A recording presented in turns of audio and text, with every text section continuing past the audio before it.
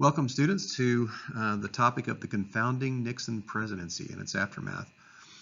So Richard Nixon is elected in 1968, and his two-term, well, he didn't finish two terms, but his what would it be, almost 6 years in the presidency, actually a little over 5 years, are extremely controversial. He grows to become one of the most despised presidents, possibly the most despised president that we've ever had in our history. Although there were good things and bad things, he left a good trail, some positive effects. He would also leave a trail of deceit and literally criminal activity, and really cast a shadow over the presidency and over the U.S. Government. So let's look at the complex presidency of Richard Nixon. So Nixon and the revival of conservatism. And remember that Nixon wrote to the Republican convention in 1968. Kind of it's just the right time for Republicans, because the Democratic Party was really not very popular among the American people at that time.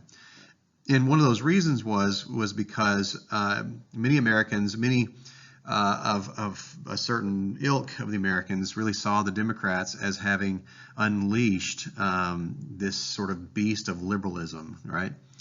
And so think about what had happened in the 1960s that you guys read about in the first half of chapter 30.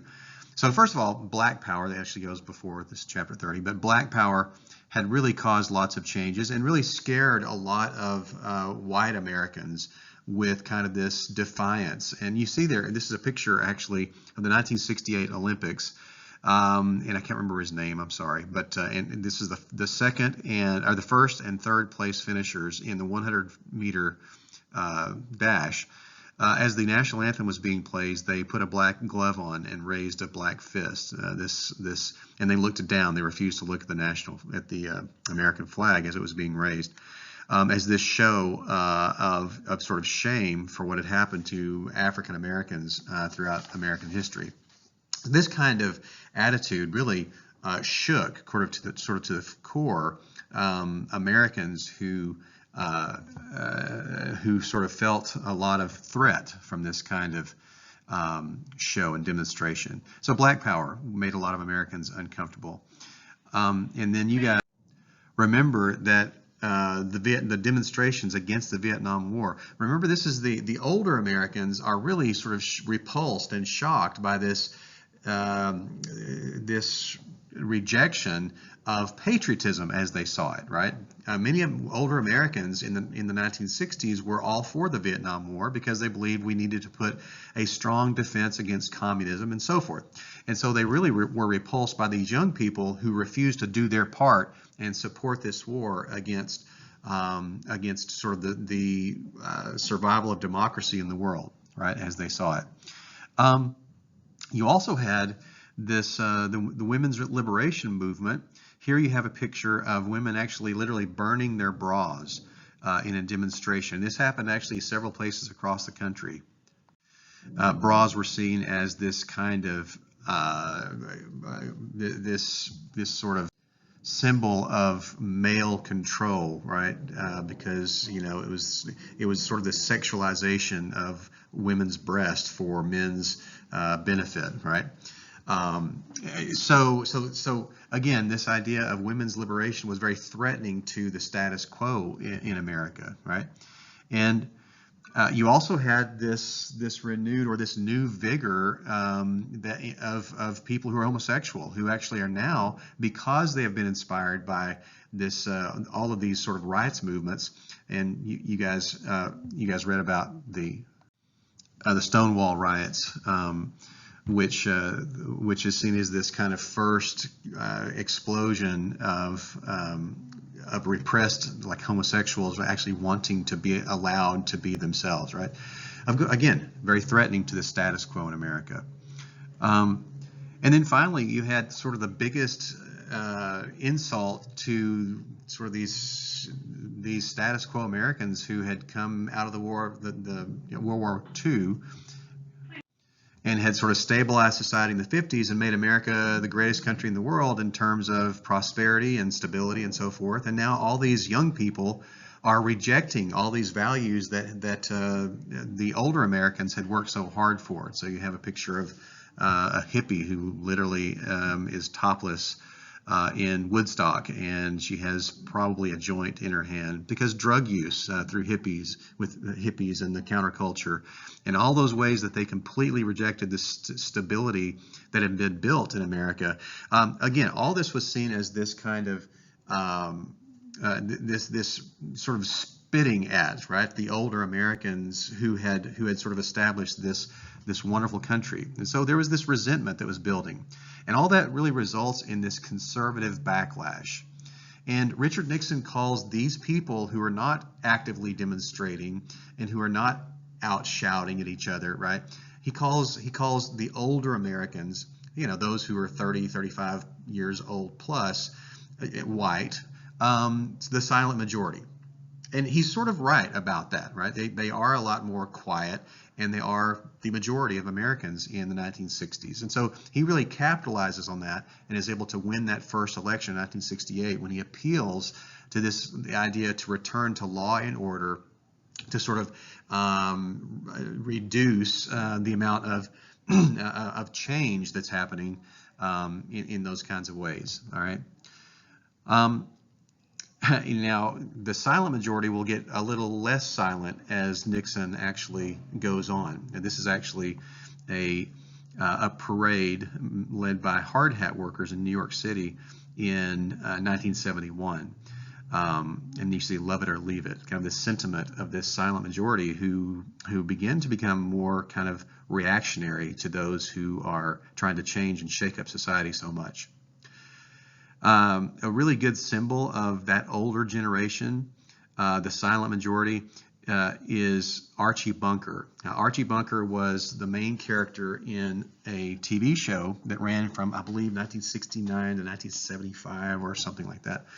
And it was called All in the Family. And Archie Bunker was this sort of humorous, sort of old codger who just couldn't, I love the kind of expression on his face right here, because he just couldn't understand all of these changes. And so he sort of spits out and spats out his kind of points of view, which were supposed to be sort of, you know, to be made fun of, right? Because he sort of seems so,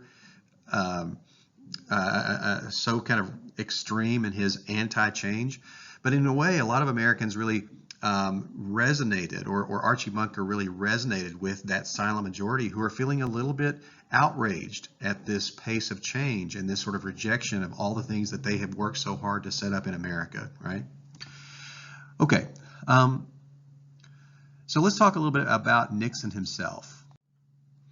So who was Richard Nixon? Well, that's a really good question. He was, he actually had been a congressman in the 1940s. Remember that he was on a committee that investigated Alger Hiss, and so he was the lead investigator. Because of his role in that, he was given the vice presidency under Dwight Eisenhower. For 8 years, he served as vice president, and he really, the thing with Nixon is he actually was a very sort of lonely person. He didn't have a lot of friends. And he sort of had this personality that made people really, really distrust his motives and intentions. And in fact, you know, as I mentioned last time, or a couple of lectures ago, Eisenhower didn't like him. Remember that when he ran for the presidency against Kennedy in 1960, a reporter asked Eisenhower to say something positive about Nixon, and Eisenhower said, "Well, give me a week to think about it." Because Nixon was kind of an opportunist. He was known to bend the rules already in Congress and as vice president. And he was known to sort of do whatever it took to achieve the purposes that he wanted to achieve. And he was seen as a very skilled politician. I mean, he got things done, but he got things done in a way that were not always above board. So he brought those kinds of traits to the presidency in 1968. And he really rides this wave of support, like I said, because he's an anti-communist fighter, right? So he's very popular with this silent majority. Okay, so let's talk about how Nixon really brings Southerners on board to Republicans, right? This is a big piece of his success, is that he appeals to the South, okay? So, we looked at the same kind of map several times. This is the Southern United States, and this is a big segment of society, right? Especially in this time period when, remember, the Rust Belt is losing population. The Sun Belt, which comprises those southern states and extends on out into New Mexico, Arizona, California, Colorado. But really, those states are gaining population because people are moving back down into the South. So Nixon really, part of his strategy is to really woo those voters in those regions, right? And so he knows that the Southerners are more religious, right? And so let's talk about some of the ways that he appeals to Southerners. Now, he himself is not religious, but he appeals to those religious voters by talking about family values. He's the first one really to talk about American family values, right? So he's really very much against the sort of narcissistic, self-indulgent kind of practices of a lot of young people, especially the counterculture. And so he's very much speaks publicly against those kinds of things. And that's very appealing to those in the South because of these ideas of strong work ethic and morality and so forth. He also, he's not blatantly anti-civil rights. He's not like George Wallace, right? But he does kind of intone that as president, he would cut back on a lot of the strides that civil rights that African Americans have made. And of course, that appeals to whites in the South who believe that this change has happened much too radically, much too quickly. They're having to integrate schools, and they are very uncomfortable with those kinds of things. And so one of the things that he talks about is appointing conservative Supreme Court justices, right, that may be able to at least stop or even roll back some of those gains of civil rights. So Supreme Court appointees. He also knows that the South is patriotic, kind of ironically, right?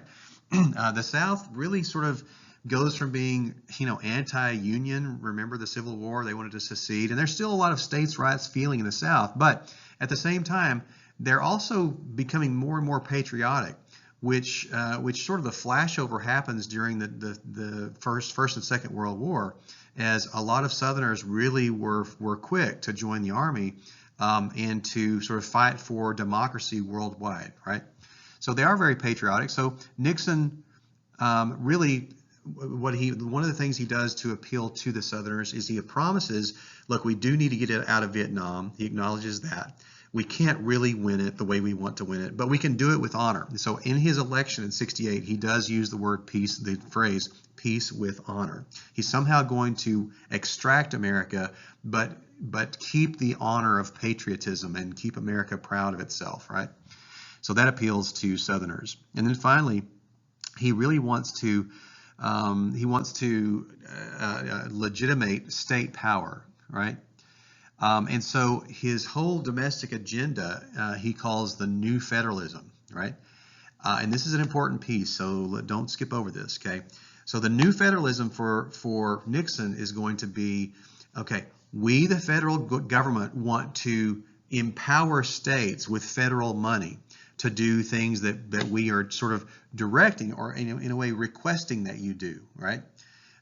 So like with the environment, we think the environment needs to be cleaned up, but we're going to give states the money to do that, but not tell them how to do that necessarily, right? So new federalism is empowering states with federal money and with directions, but not oversight of control. Okay, that's the new federalism. Okay, so in these ways, he appeals to the South, and now that's the election of 1968, right? That he was first elected. We remember that George Wallace, who was blatantly anti-segregationist, right? I'm sorry, anti-integration. He was pro-segregation, and so he wins a lot of the South. But we remember that that those other states, look at Florida and South Carolina, North Carolina, Tennessee, Virginia, Kentucky, Oklahoma. So those states actually do vote Republican in the '68 election, largely because of his Southern strategy. And then look what happens 4 years later. Now this is I believe, I can't remember. This may be the most landslided victory in our history, presidential history. I'd have to look that up. But if you look, he wins every one of the states in the South because of these kinds of messages to the South. As it turns out, he really didn't need to in the 1972 election. But by 1972, the South is very solidly Republican. Now that's something that doesn't change again. And I've mentioned this before, but it doesn't change again really for the duration until today, except for one election, 1976. Jimmy Carter won most of the South, which we'll look at. Okay, so Nixon winds up being not as conservative as a lot of his supporters wanted him to be, because he has to sort of compromise with the Democrats, especially because it's a largely Democratic Congress that he has to work with. But in some ways, he is very kind of roll back the clock conservative, right? So Nixon and civil rights. So first of all, he doesn't appoint any blacks to his cabinet, like at all. They're like literally all white men, all right? So that's very sort of throwback, all right? He also tries to delay court orders to integrate Mississippi schools. So remember that way back in 1954, Brown versus Board of Education had instructed American public schools that they should integrate with all deliberate speed, all right, as quickly as possible. You guys all need to sort of mix whites and blacks together. Don't have any more separate but equal schools. Well, Mississippi was one of the last bastions where that hadn't happened yet, right? And so Nixon tries very hard to delay or to actually stop the federal government from enforcing integration in Mississippi. But the problem was that the Warren Court, the Burger Court, because the new Chief Justice was Warren Burger, not Earl Warren. That's very confusing. And so he had appointed Warren Burger, but it turns out Burger was not nearly as conservative as he hoped that he would be, right? And by the way, let's go ahead and put this picture up, okay? So here's here's Warren Burger, okay, right in the middle. He's the Chief Justice. And it turns out his court in some ways will be sort of just as liberal, just as activist as the Earl Warren court had been, right? With all those things we talked about with those decisions that Earl Warren had made with his court. Now, one thing that happened before Nixon's time was the appointment of Thurgood Marshall. So Thurgood Marshall was the first African-American Supreme Court justice. Now, Thurgood Marshall was the one who actually, he was the NAACP attorney who had argued the Brown versus Board of Education case and had won it. So he had achieved lots of prestige and recognition, so that President Johnson had appointed him to be a Supreme Court justice in 1967. Okay, so it turns out that the Warren Burger Court, is more liberal than Nixon wants it to be. Okay, so the most important decision that we can talk about here, you've already seen Roe versus Wade, Roe v. Wade, 1973. So you guys should know about that. That is a very, forward-thinking, liberal kind of decision, right? So another one was Swan versus Charlotte Mecklenburg Board of Education. Swan versus Charlotte Mecklenburg Board of Education. It's a mouthful. But what this is it was actually ordering that schools should bus students across town in order to integrate. And this is going well beyond what Brown versus Board of Education said back in '54, because it's saying that now school systems should actually, when you have a divided city, you have the black side of town and the white side of town. So what you should do is, if you have to, you should actually bus black children across to go to white schools. Not all of them, but a and I don't know what the exact language was, but a sort of healthy proportion of black students should be bused to white schools in order to really speed up this process of integration. Now, as you might imagine, this is an extremely controversial decision. In Boston, not as much in southern schools, but in Boston, way up there in Massachusetts, there was violence that broke out when this was done. There you have a police officer who actually is having to stand guard as black students are boarding a bus to go to a white school, okay? Because there actually was, as I said, violence. Okay, so let's talk about Nixon and environmental protection. So look, the deal is that Nixon would have loved to have been inactive with the environment, but he also has a finger, up in the wind, and he understands which way the direction of the winds are blowing. And two disasters that happen sort of closely together, two environmental disasters, really make the public push for change that Nixon responds to. Okay, the first was something called the Santa Barbara oil spill, and the other one was the Cuyahoga River incident. And I didn't put these pictures up in order, but here we go. So this is the Santa Barbara oil spill, and so this happens off the coast of California, and it really not destroys, but it very much damages the coast of a large portion of Southern California, and hundreds of thousands of animals are killed by the oil slick that happens from this oil rig that is off the coast when pipes burst, and hundreds of thousands of gallons of oil or barrels of oil are leaked into the ocean before it can be stopped. So this is seen as a real, as the coast of Santa Barbara there, close to Los Angeles, are blackened with oil. It's seen as this environmental disaster. And then the second thing is the Cuyahoga River. Now this is in Ohio. The Cuyahoga River actually runs through Cleveland, and it was so polluted, you guys, with discharge from factories, right, that it actually caught fire, and it burned for days, and it couldn't be put out.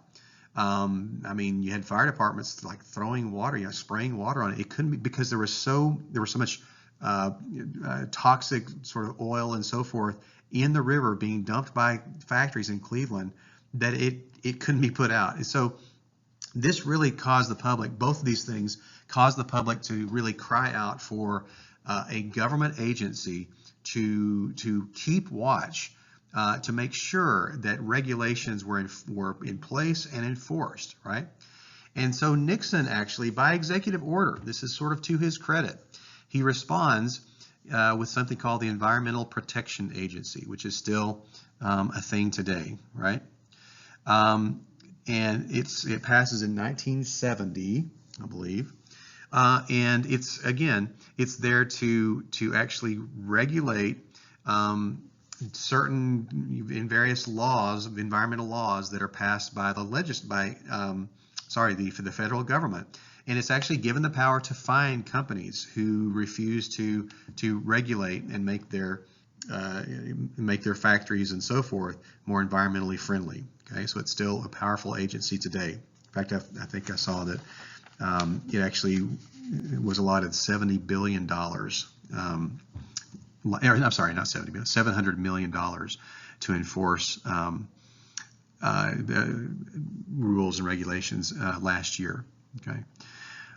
So the whole picture here is that Nixon he pleases a lot of conservatives because of his efforts to try to roll back civil rights, but really he's sort of thwarted by his own Supreme Court.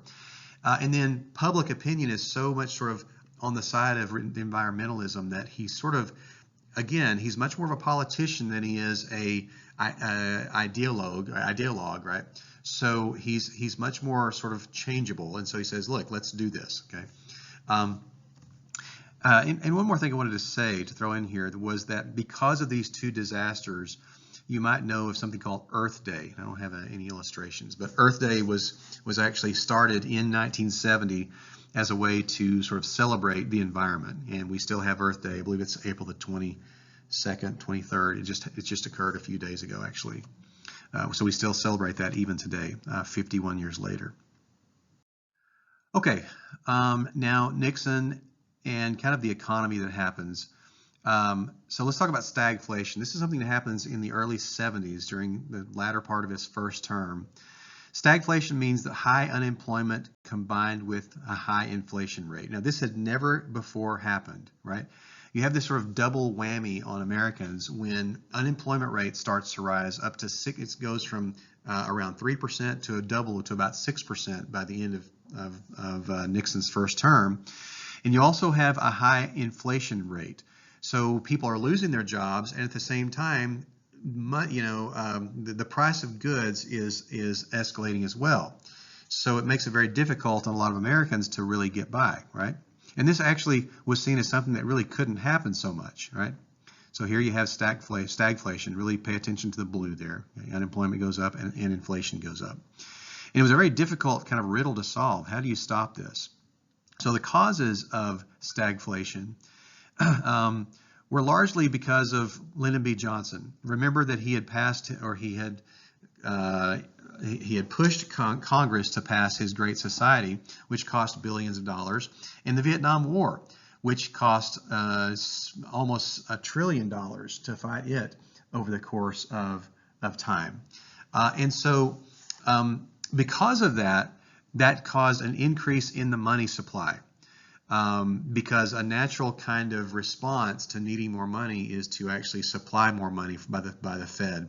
Anyway, that's complicated, but it really leads to inflation, okay? Because the money supply is increased, okay? Another cause of this stagflation is international competition, right? Because as the 1960s blend into the 1970s, all of these countries that had been devastated by World War I, by this time, it's been 20 years, right? 20 plus years. And so they've really gotten back on their feet, they've gotten established, and they really begin to sort of cut into the American market, okay? Especially things like cars and electronics, okay? So there you have a VW van, Volkswagen van, which were extremely popular with Americans, right? So Americans began to buy foreign cars, right? And they began to buy, oh shoot, I got to get this picture up here. They began to buy things like foreign cameras, like Canon, which is a Japanese company, right? And so those are just two examples of products that became popular in America.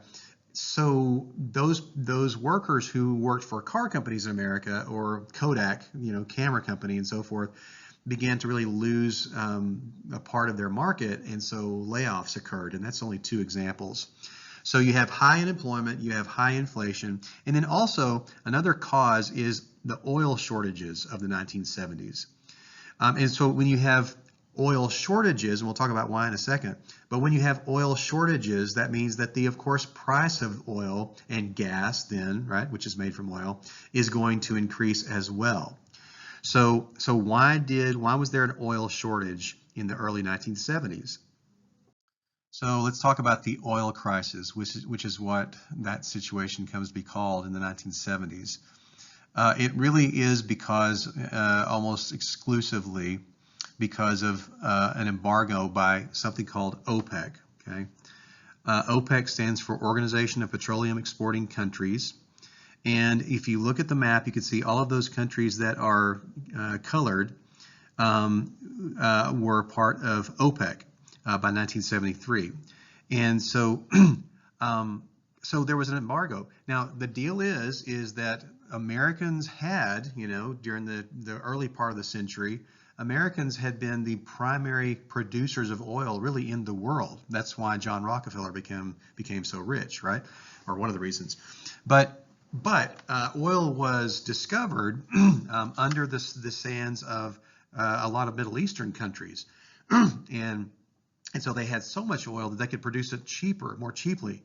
And so America really had lost its place as the leading oil producer in the world to these other countries. And so along the way, they had formed into this sort of oil cartel, right, where they sort of did things together. Okay, so what they do? Well, they embargoed America. In fact, they said, we're not going to sell any more oil to America. And that's going to really hurt the American economy, okay? Because we had become, by 1973, dependent upon American oil. So why did they do that? Well, it's because they disagree. Many of them, several of them, disagreed with American stance with Israel, okay? So there were two wars. There was the Six-Day War in 1967 and the Yom Kippur War in 1973.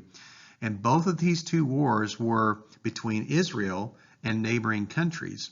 Now, both of those two wars were not started by Israel. They actually were started by the aggressiveness of these other countries. And remember that to make Israel, Palestinians had to be displaced. So here's a picture of Israel. And as a matter of fact, the original Israel in 1948 was the darker purplish, bluish color there. That's the original Israel, okay? And so to make that, the people who were there, to make room for all those international Jews who would be moving to this place, their new homeland, Palestinians were forced to move out.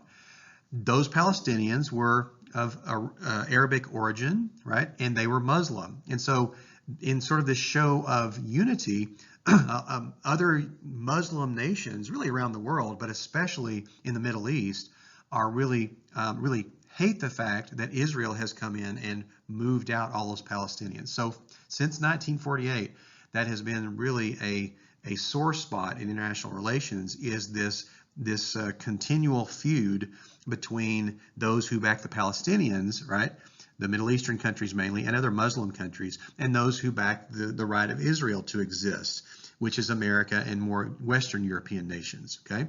So the Six-Day War and the Yom Kippur War, without getting into too much detail, both those two events were initiated by neighboring countries, these Middle Eastern countries who wanted to actually invade Israel to try to either take back the territory or weaken Israel in order to negotiate to get Palestinians their land back, okay? But in both of those two wars, Israel won very decisively, okay? And here's the deal, okay? The United States had firmly backed Israel in both of those two wars, okay? And we were still the most powerful nation in the world. And so what happened to it was, if you look at that map, those nations in OPEC, right, all voted to, because of America's stance on Yom Kippur War, but we backed Israel, those nations all voted that OPEC should embargo or stop selling oil to the United States, okay? So because of that, there were dramatic effects in America. There was a literal gas shortage. And so you had lines sometimes up to a mile long to get into gas stations because gas stations would run out of gas, quite literally. And that caused the price of gas and oil to skyrocket, right? And you can see, you can find 1973 there, right? And then you see how it skyrockets after 1973. And really, OPEC off and on, but mainly it keeps its oil embargo until 1980, and then you see what happens in 1980, okay?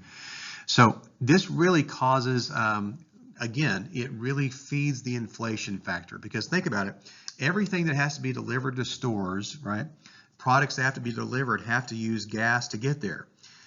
Or you have to use diesel, or you have to have oil to get across the ocean. You have to have that energy source to deliver all of these products or to make these products. So the price of all those products is going to have to go up with the price of oil and gas, okay? So America is in this sort of the middle of this stagflation, really starting with Nixon's presidency and lasting all the way really until the early 1980s. Okay, now let's talk about Vietnam with Nixon, all right? So Nixon really inherits this same situation that now, going back all the way to Truman, really, but really he inherits LBJ's big headache because now he has to figure out what to do about Vietnam.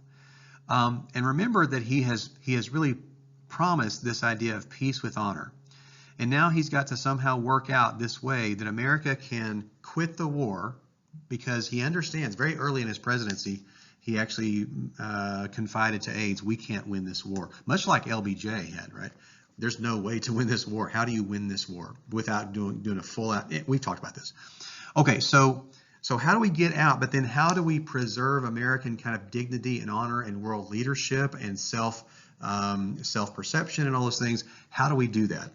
And the way he does it is through several different pieces. Okay, his main advisor, sort of his cohort in sort of constructing this plan, is named Henry Kissinger. Right? So Kissinger is not going to be the Secretary of State, as you might expect, because that's sort of the Secretary of State's job.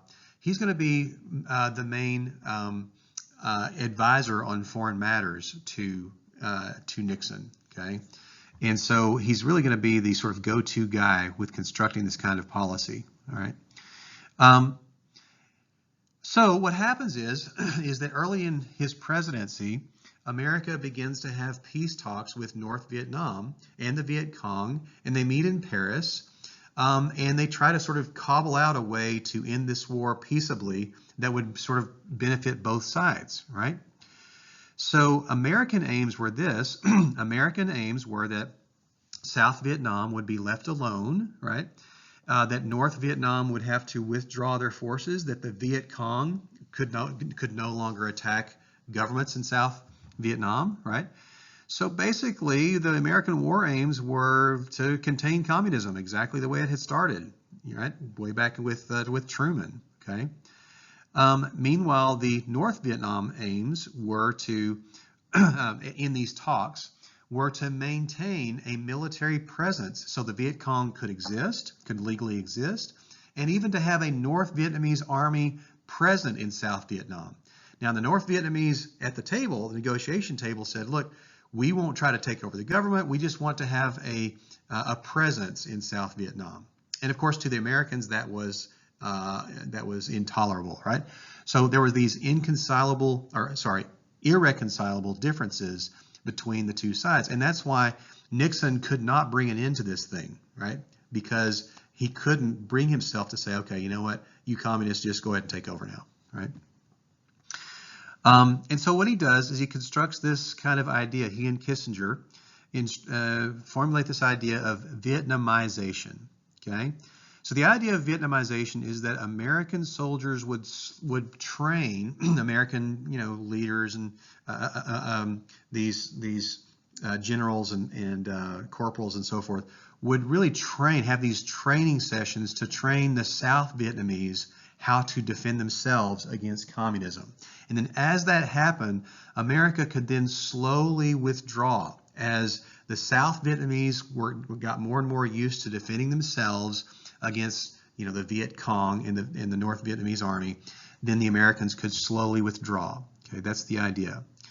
So let's let the South Vietnamese defend themselves. Let's give them all the American weapons they need, but let's just get the American troops off the ground and get them back into America, slowly, gradually. Okay. The problem with that was there were several problems. One of the big problems is that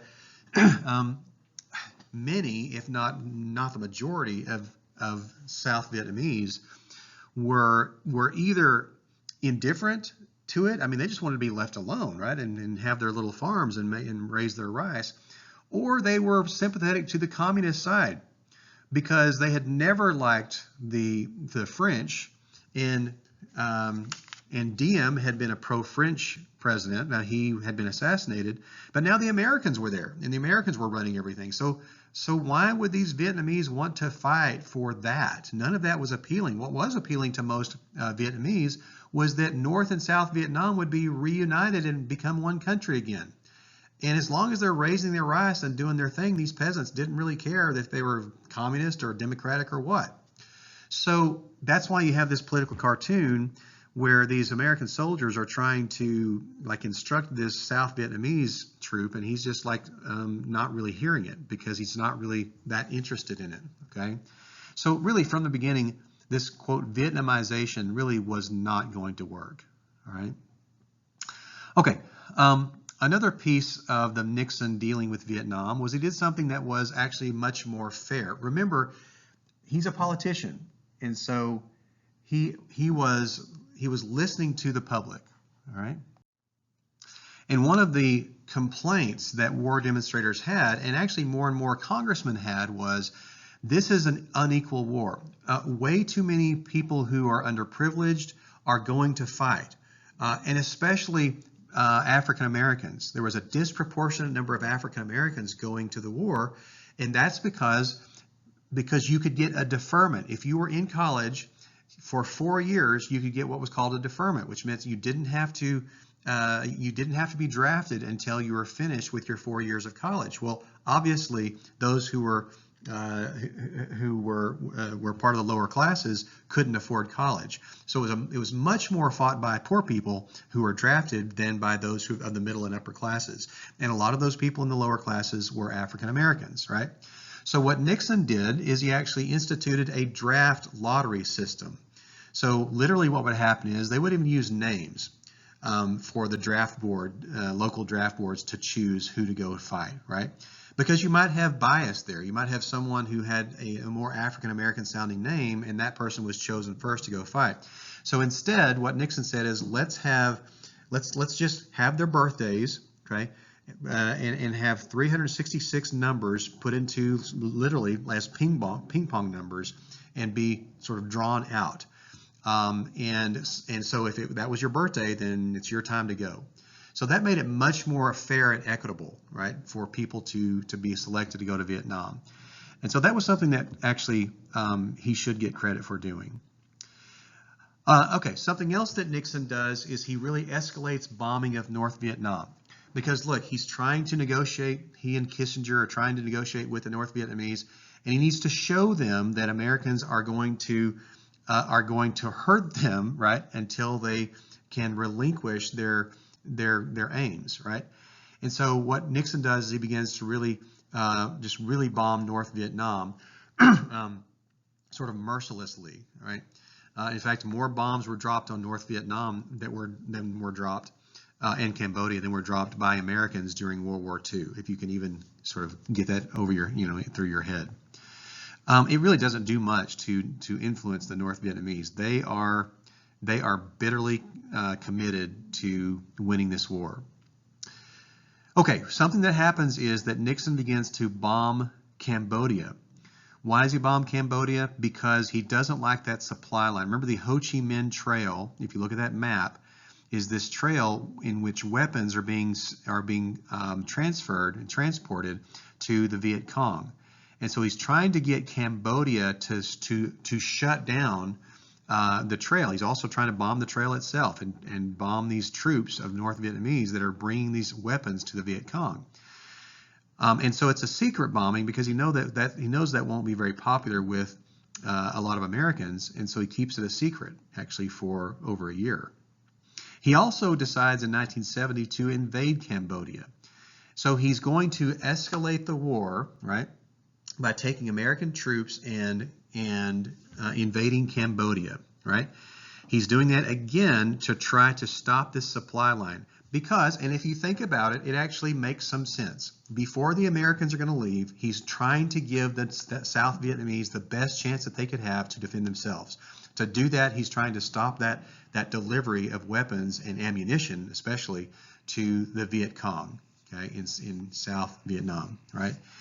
Well, that does not go over well with a lot of Americans, and it's going to lead to even more tragedy.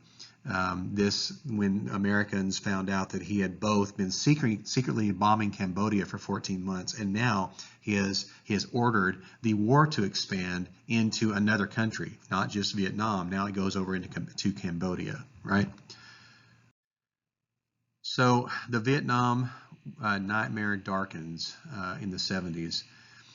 Late 60s and 70s. The first thing we really have to talk about is something called My Lai. It looks like My Lai, but it's My Lai. And so let's talk about this tragedy that happens with My Lai. But first of all, let's talk about what has happened to soldier morale. I mean, think about it, guys. You're there for a tour of duty, which was 1 year, 365 days, right? You know now by Nixon's presidency that we are going to get out. We can't win this war. So how much motivation would you have, right? Um, excuse me. So as time goes on, soldiers become less and less motivated to do their jobs, actually. And so as time goes on, drug use becomes more and more of a problem. In fact, by 1970, there were more soldiers in hospital because of drug overdoses, which could be gotten easily. Drugs were just sort of freely accessible, especially marijuana, but heroin, right, and other things as well. There were more people in hospitals from overdoses than from wounds from fighting. Okay, were these soldiers? This is actually a soldier who. This is a fairly widely used practice. You would actually put a joint, right, in one end of the gun, and then you would light it, and so people could smoke it out the other end of the gun. So it was almost like their sort of cigarette, right? And so this, again, it shows this really lack of morale. There were instances of fragging where soldiers would actually try to hurt their commanders because of such disgust with what they were ordered to do, right? Okay, so soldier morale was really low. Okay, and remember that it was an impossible mission anyway, right? You tried to somehow go and kill as many Viet Cong as you could find, but the Viet Cong were often secret. You didn't know who was and who wasn't a member of the Viet Cong. They didn't necessarily dress in a uniform. Sometimes they would wear these black clothing that sort of looked like black pajamas, so you could sort of tell. But they were often just undercover, and they could be men or women or even teenage boys and so forth. You just didn't know who was a part of the Viet Cong. So these poor soldiers who were in Vietnam just had a terrible time with being motivated to actually do their job, right? They didn't want to do their job. They wanted to go home, right? And so all that leads to this My Lai massacre, okay, which happens in 1969, okay? And what happens is, and this is probably not the only time this actually happened, but it was a time that was very much reported. So what happens is My Lai was a village in Vietnam. And American soldiers had been killed recently by Viet Cong, and it was suspected that Viet Cong were being sheltered in My Lai. But the soldiers could not get information. As they interrogated villagers, they couldn't get information on who was part of the Viet Cong and what had happened. And frustration escalated, right? So that finally, the commander of a platoon named William Calley just basically ordered that everyone be killed. And that's what they began to do. And that is men, women, and children were simply shot, okay, and thrown into ditches to the tune of between 300 and 400 villagers, okay? So, I can't go backwards. I shouldn't have gone that far. So when that news comes out to the American public, I mean, look, it shows the mental state that soldiers are in over there. And it becomes more fuel to the fire to just get the hell out, right? Let's just get out of Vietnam because this is what we're being reduced to in America. Now, to put a period on that story, there were over a dozen, actually almost 24 soldiers who were indicted, but only one actually was convicted of murder. Actually, it wasn't murder. I believe it was manslaughter. It was a lesser crime. He was convicted and sentenced to, I believe, 10 years in jail, if I'm not mistaken. But his time was paroled by Nixon, so he never actually served jail or much jail. William Calley. Okay, so in America in May of 1970, an incident called Kent State happens at Kent State University. All right, and what the impetus for demonstrations that were happening at Kent State was that it had been released that America was now invading Cambodia, and in combination with that, we had been bombing Cambodia for 14 months. And when students and universities found that, there were hundreds, literally, of universities that broke out in protests throughout America, right? Kent State became violent, so that students began to actually damage school property, okay? So what happened was that the National Guard, the Ohio, this is Kent State is in Ohio, the Ohio National Guard was called out to sort of control these crowds of protesters. And they began using tear gas. You could see in the photo this protester is throwing tear gas back at the troops, right? And things escalated. And so no one knows for sure who began the firing, but at some point, some of the National Guardsmen began to actually use live ammunition and fire into the crowd of students. And what happened was 4 college students were killed. Now the students were harassing the troops. They were calling them all kinds of names. They were throwing rocks at them. But it escalated to shooting. And so here's a picture of 4 of those college students who actually were killed at Kent State. So Kent State becomes this real black mark again. Now the war has transferred from Vietnam to America. Now we are literally at war with each other. We are killing each other over this issue of Vietnam. And so, again, the Vietnam nightmare is getting more and more dark as the 70s begin to unfold. In addition, secret documents were published in June of 1971 called the Pentagon Papers. So the Pentagon Papers were a series of investigations that were made by the outgoing Secretary of Defense, Robert McNamara, okay? And he wanted to really compile this data showing what America, sort of all that America did and what America knew to begin their involvement in Vietnam, okay?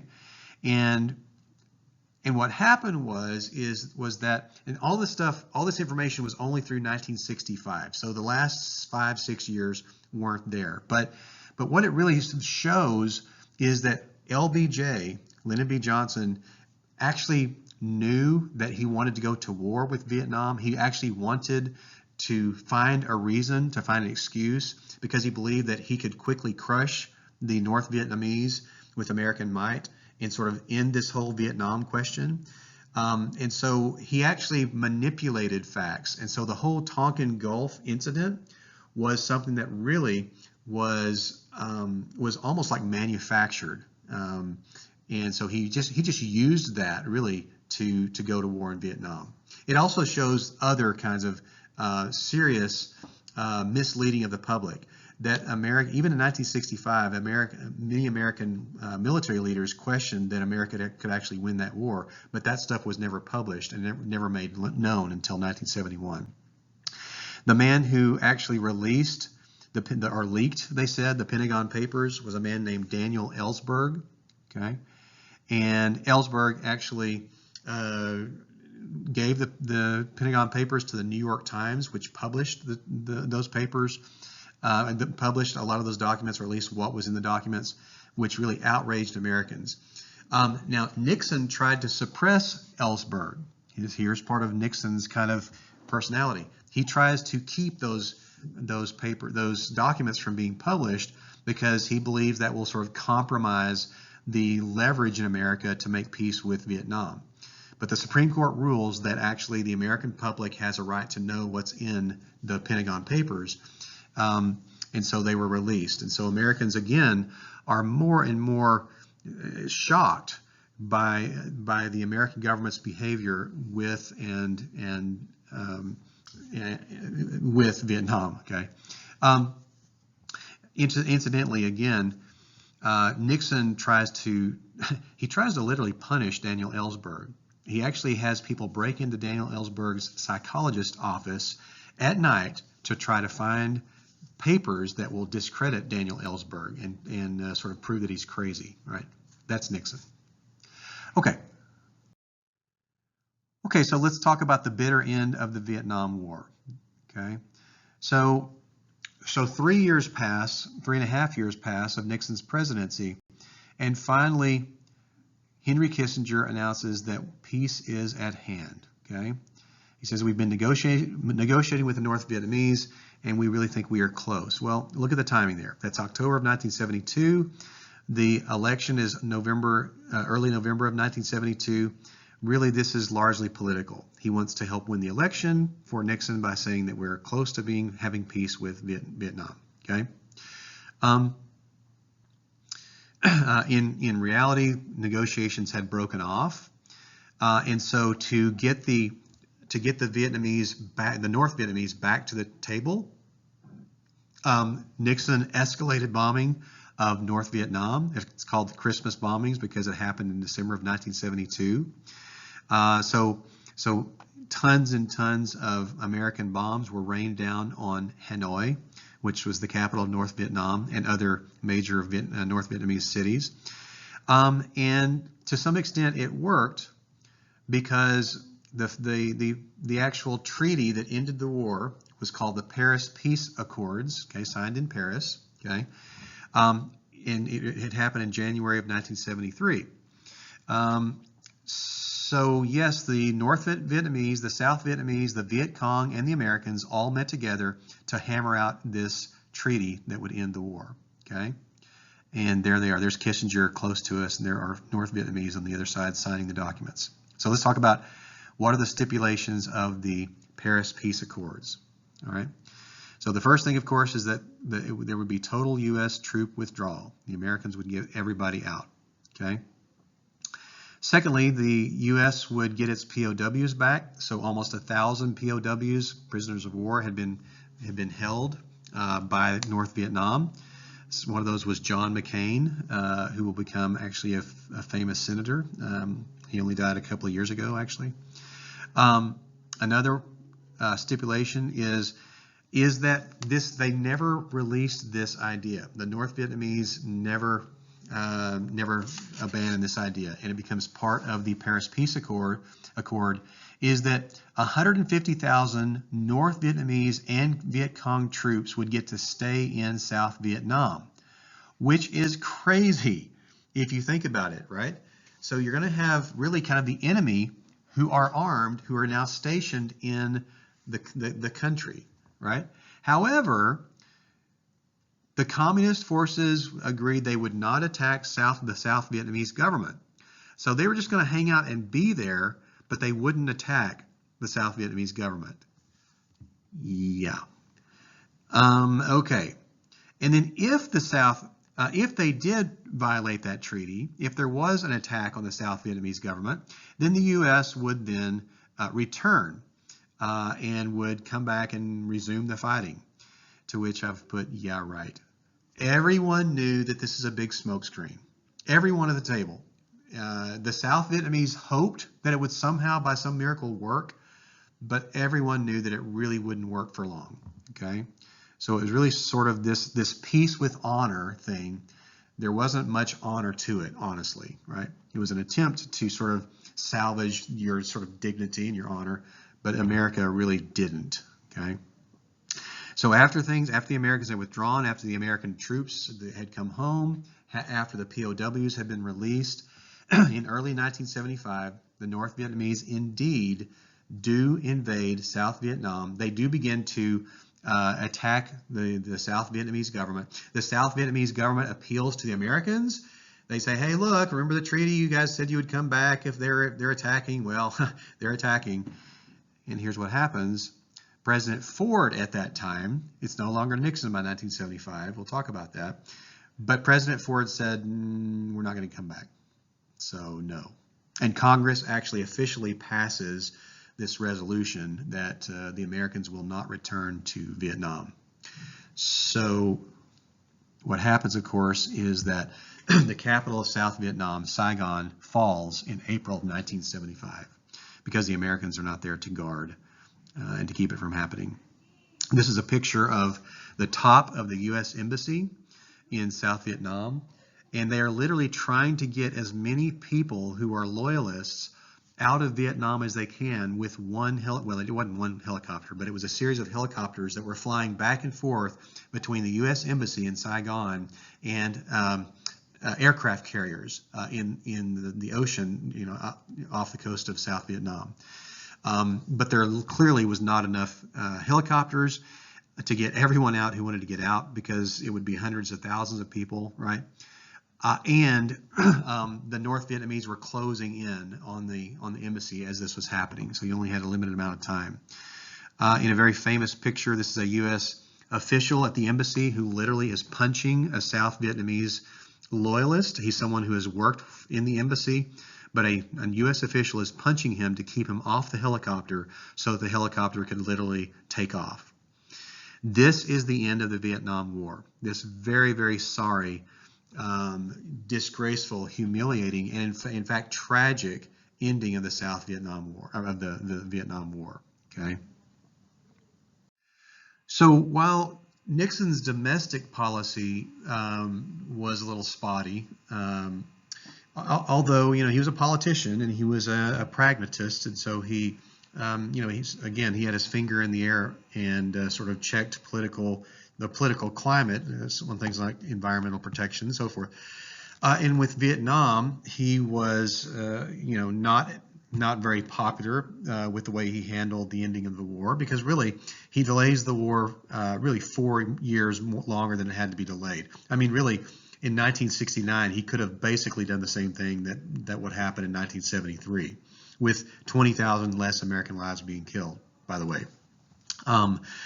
But turning now to Nixon and the Cold War. Of course, Vietnam was seen as part of the Cold War, but turning really towards more with the major power of the Cold War, the Soviet Union, and kind of the second major power, China. Okay, and this is going to be a period of détente, because Nixon is largely successful, in fact, kind of stunningly successful in bringing a period of relaxation. In fact, that word détente is a French word that means relaxing of tensions. So imagine if two men are about to fight and they're just sort of squaring off with each other, and then someone tells a joke and they both sort of laugh, and then they just kind of realize they don't have anything that they're fighting about, and they sort of sit down and share a beer or something. That would be a period of détente, a relaxing of tension. And that's really kind of the idea that Nixon brings to this Cold War, this climate of tension and fear between the Americans and the Soviets. Okay, he starts off though by reaching out to China in this very surprising, almost startling way. Okay, because what he does is in 1972, and there's a map of China there. He actually proposes to go to China, go to Red China, and no American president had even thought about that, because China was communist, and besides, China had never actually been recognized as a true country by the U.S. The United States did not trade with China, and the United States had no political connection with China because it had become communist. Okay, in fact, the United States officially called Taiwan, which I should have actually circled in that map, but you can see Taiwan is a little yellow island off the coast of China. See, that's where the nationalist leader, Chiang Kai-shek, had fled to and brought his loyalists with him to, and that became the official China for 30 years after communism overtook China. Okay, so what Nixon wants to do is he wants to normalize relations with Red China, startlingly. And he wants to do that. He wants to initiate that to officially recognize China as a nation and to begin a trade relationship with China. And so he proposes to go to China. And so in 1972, in the summer of 1972, he makes a 1-week trip, and it's often called the trip that changed the world, because he meets with, by that time, Chairman Mao had been dead for 2 years, and so he meets with the current prime minister, or current premier, and I can't remember his name. I'm sorry, but they literally drink a toast together in this formal dinner, and they spend basically a week together, and Nixon tours the the Great Wall, and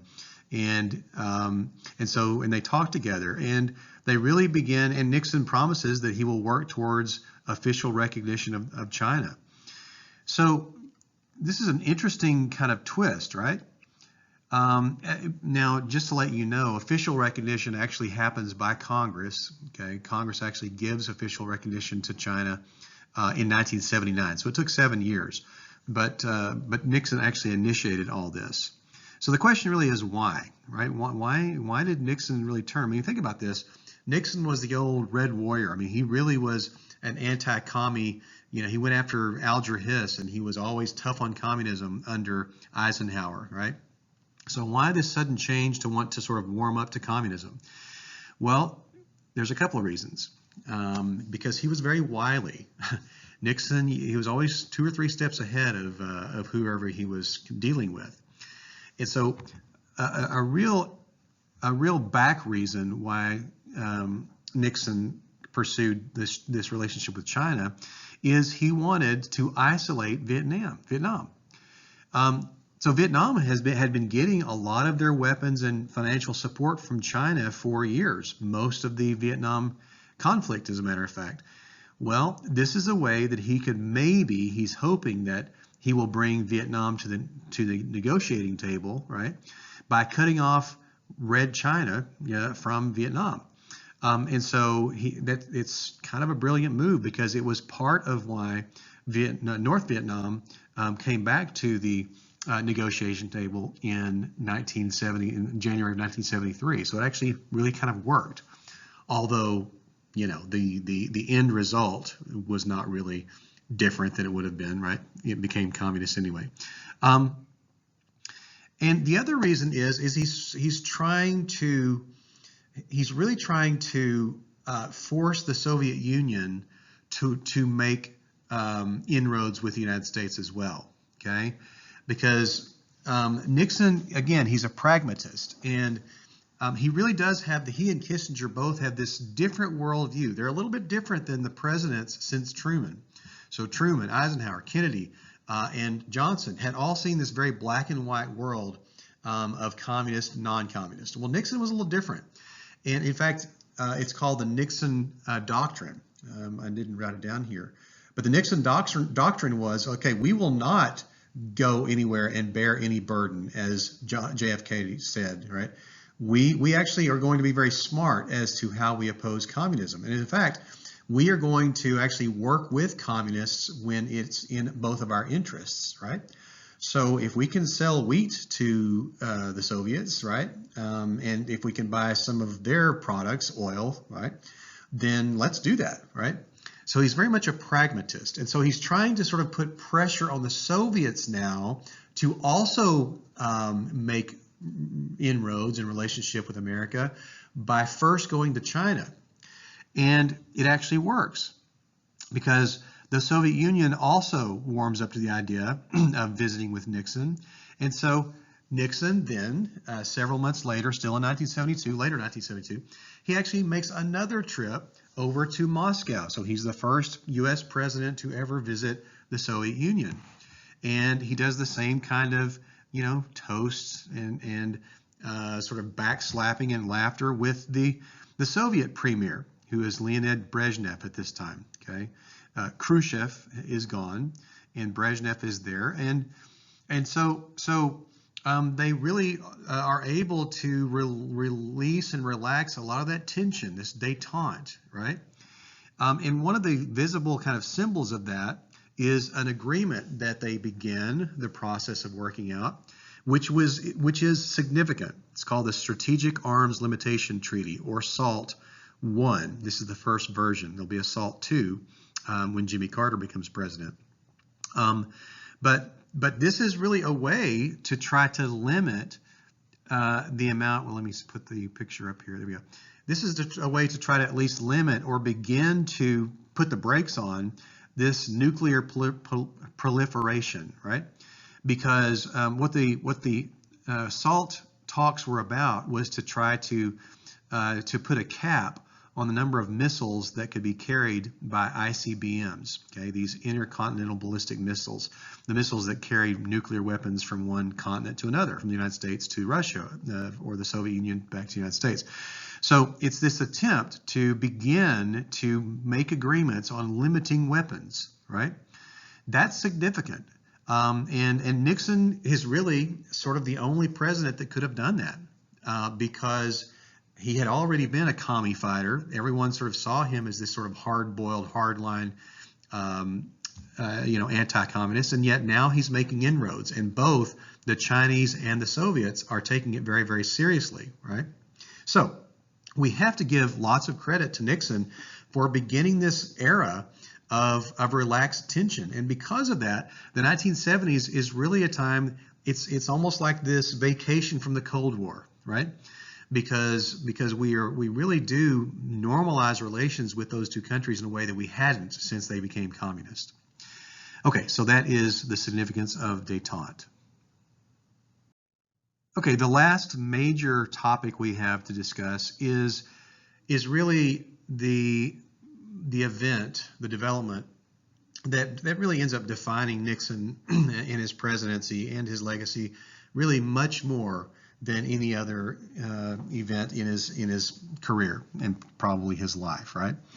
And it's the ordeal of Watergate. Nixon will end up being the only president in our history to resign. If he had not resigned, he would have been the only president in our history to have been removed from office. There's very, very little doubt that that would have happened. So he really bears this infamous kind of reputation as being one of our most despised presidents, not only because of his actions in the Vietnam War, but more so because of what was really demonstrated by Watergate. Okay, so let's look at some developments. What was Watergate, and what did it show about Nixon, and why would he have been removed from office? So it's very, very complex, and I'm not going to expect you guys to know all the details about Watergate, but I'm going to show you just kind of a skeletal kind of a timeline and talk a little bit about the developments and the incidents and events that accumulate all to mean that Nixon has to step down from office. Okay, the whole thing really escalates over a period of about 2 years. Okay, from 1972 to 74. So let's start in 1972. So, and we're starting right from the beginning, which is the Watergate break-in. All right. So this is the Watergate office / apartment / hotel complex. You could see several buildings there that sort of look alike, and those rooms were for those different purposes. And so one of those rooms in the Watergate complex was it was a very prestigious place, by the way. Okay, it was sort of in 1972. It was one of the best places you could rent office space, right? And so this is the place that the Democratic Party chose to have the headquarters for their campaign, for the 1972 Democratic campaign. So let me go ahead and get to this guy. This is George McGovern, okay? And George McGovern was the presidential candidate in the 1972 campaign, all right? So what happens is that it's always been debated to what extent, if any, Richard Nixon actually knew about the Watergate break-in. Because what happens is 5 men are caught red-handed having broken into this Democratic National Headquarters, this campaign headquarters of the Democratic Party. Again, this is where top Democrats would have been meeting to plan and to strategize on how to make George McGovern the next president. Okay, and so these 5 guys are caught, and it's overnight of June the 17th of 1972. And by the way, they were caught because of tape that had been put over the lock to prevent it from locking. That's how someone did that before the office was closed the day, that day, and then that way they were able to come back at night. Anyway, and a security guard saw that and was able to catch them red-handed as they were going through this office. Okay, so that's odd, right? Why are these men in the Democratic National Headquarters, campaign headquarters? Well, it turns out that all of these men had connections to the CIA, which is weird, right? And so the more people ask questions, the more questions that it raised, right? And what Richard Nixon, his giant mistake, okay, whether or not he knew about the original break-in and what they were trying to do. Before I get to that point, let me say that what were they doing in there? Okay, so what they were doing is they were actually trying to gather any information they could about the strategies of the Democrats, right? And they were also planting bugs, which, not literal bugs, but these would be electronic devices that would listen in on the discussions of the Democrats. And so the alleged activity was to try to get the secrets of the Democrats to figure out how to counter those secrets or to counter the Democrats in the 1972 election, right? So why were they doing that? Well, part of it is because there was a, quote, dirty tricks climate. Look, Richard Nixon had actually, for all of his presidency, had been carrying out these sort of crazy kinds of secret activities in which he tried to punish his enemies. For instance, remember Daniel Ellsberg, right? The one that released the Pentagon Papers, right? And so we remember that Nixon actually told his aides that he wanted to break into the psychiatrist, to Daniel Ellsberg's psychiatrist's office and steal files that would prove to the world that Ellsberg was crazy, right? Or mentally unstable, to punish Ellsberg for leaking the Pentagon Papers. That's the kind of dirty tricks that we're talking about, right? So there's lots of different things that Nixon was doing to really punish his enemies, to discredit his enemies, and because he was very, very insecure and in these crazy kind of tricks that he pulled. And so this was not unusual, right? That these men were breaking into this Democratic headquarters to get secrets, right? Now it turns out that who was behind this was an organization called CREEP, which has always been funny, ironic, right? CREEP was the acronym for Committee to Re-elect the President, okay? And so this was a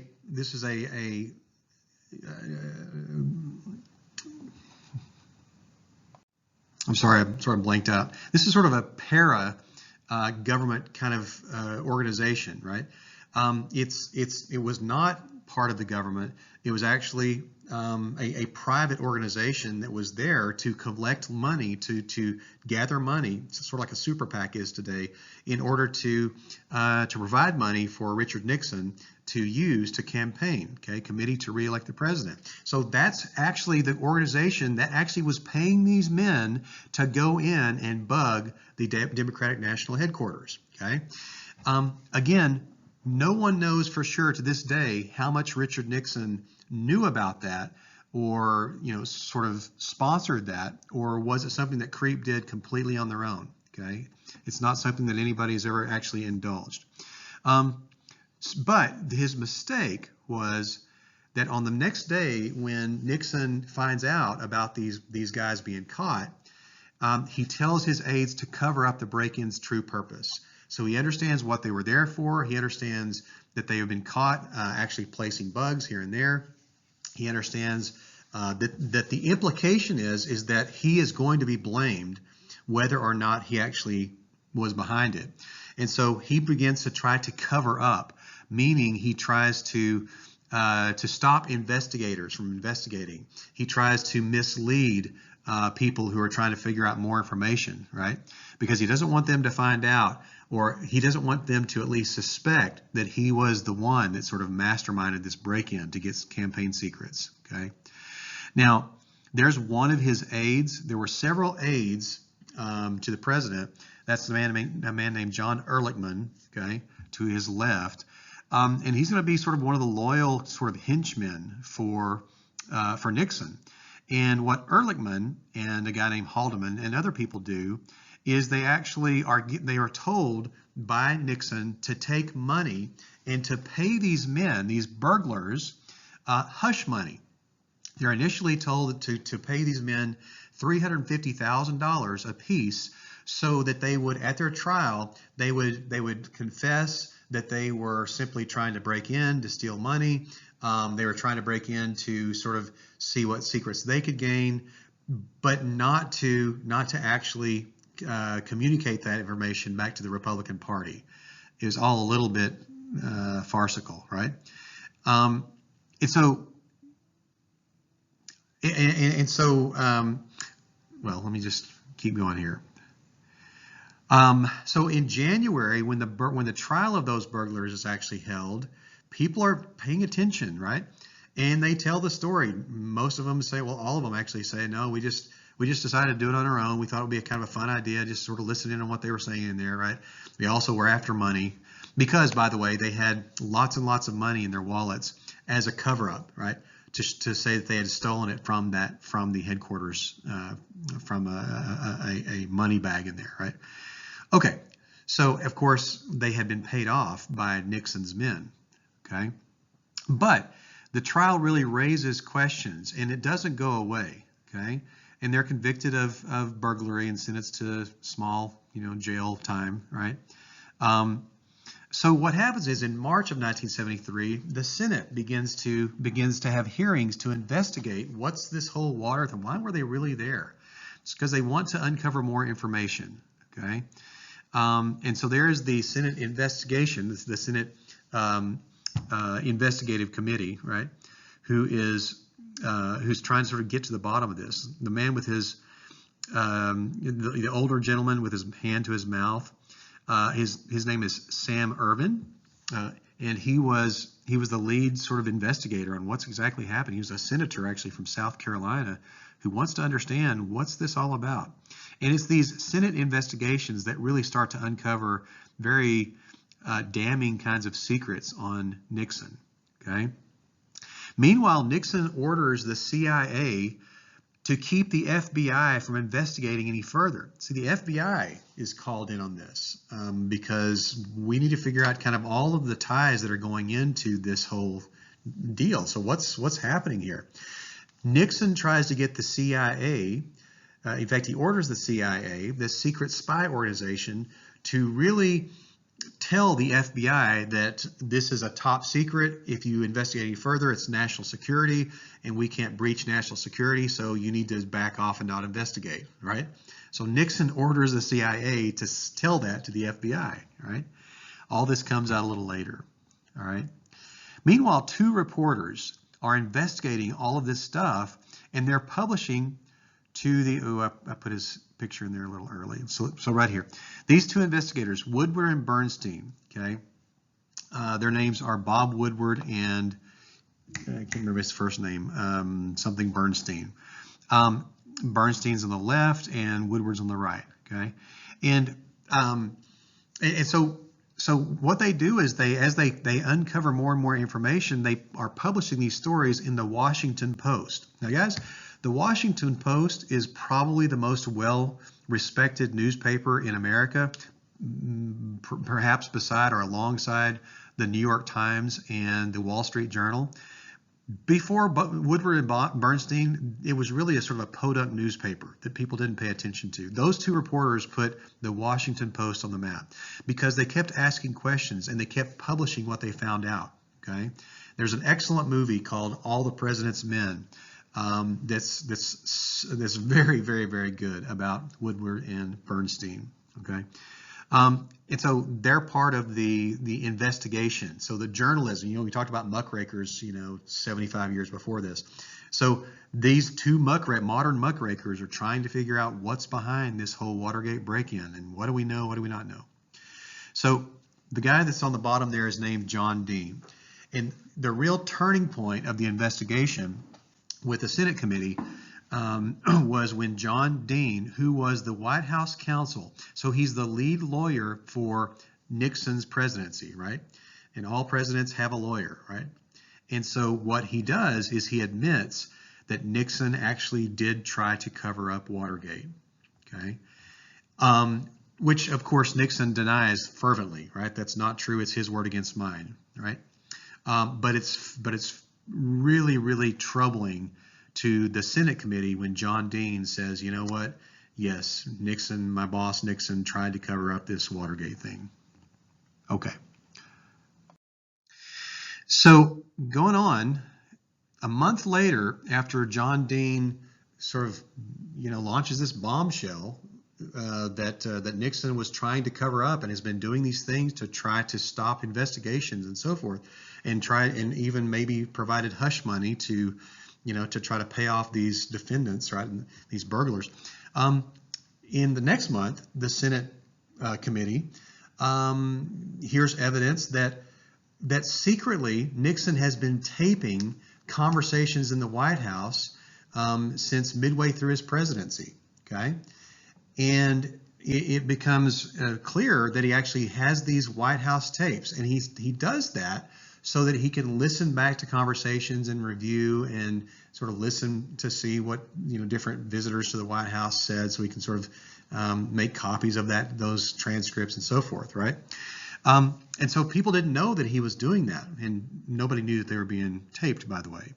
So the existence of these White House tapes were revealed in July, and what happens is that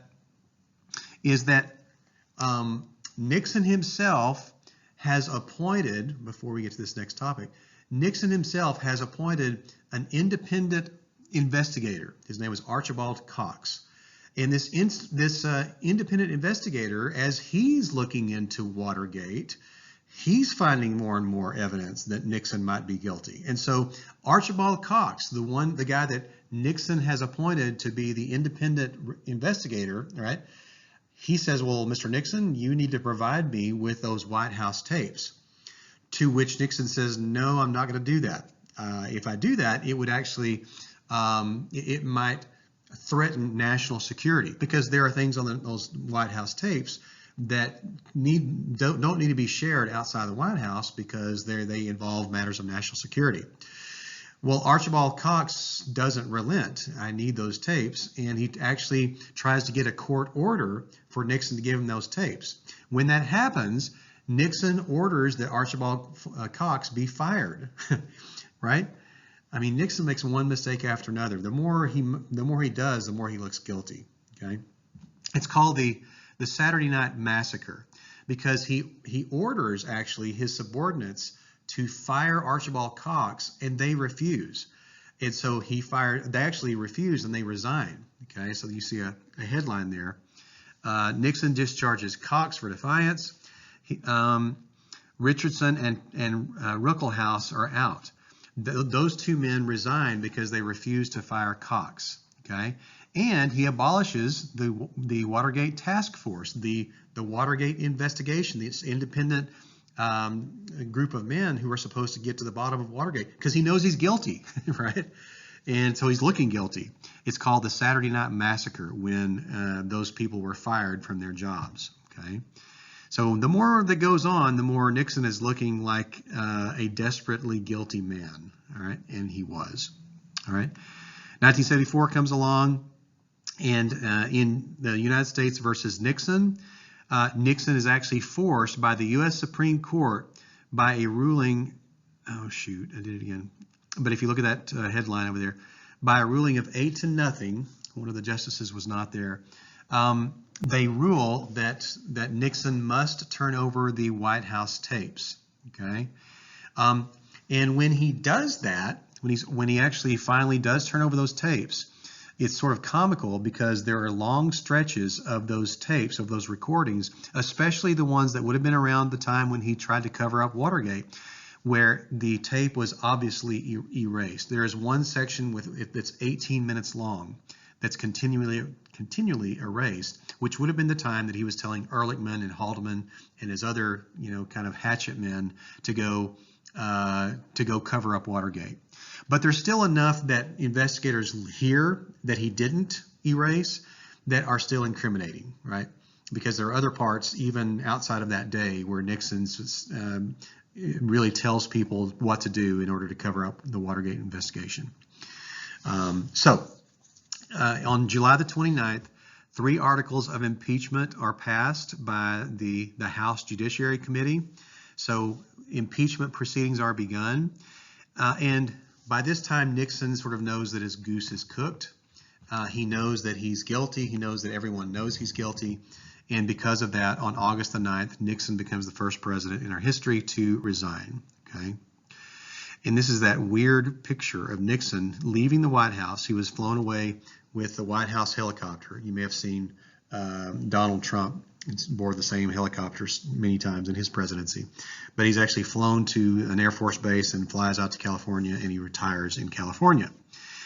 Okay, so that's the Watergate saga, and it really lots of information comes into light that Nixon really was a pretty much kind of a scoundrel, right? In the lengths that he was willing to go to preserve his own reputation. He would besmear others' reputation quickly to preserve his own. He would destroy other people's careers for his own sake. And that was displayed many times throughout the investigation of Watergate. All right. And that leads us to the last little blip of information I want you guys to know about, and that is Gerald Ford's presidency. There's Gerald Ford. So when Nixon steps down, when he resigns, Gerald Ford steps in as president. Now, Gerald Ford was his vice president. But the deal is that Gerald Ford had actually never been elected. Why?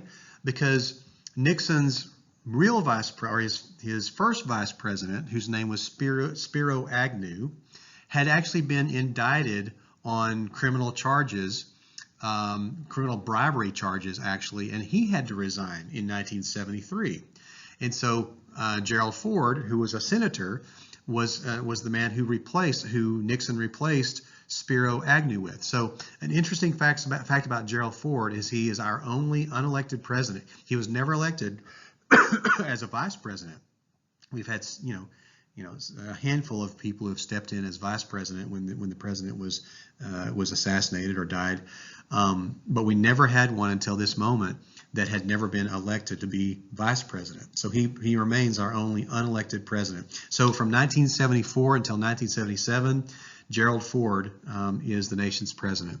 Honestly, it's not a very interesting time. Not a lot of things actually happen politically. So the one thing I want you to know about Ford is a political mistake that he makes for himself. And he does it actually quite virtuously. Let me explain. Ford pardons Nixon.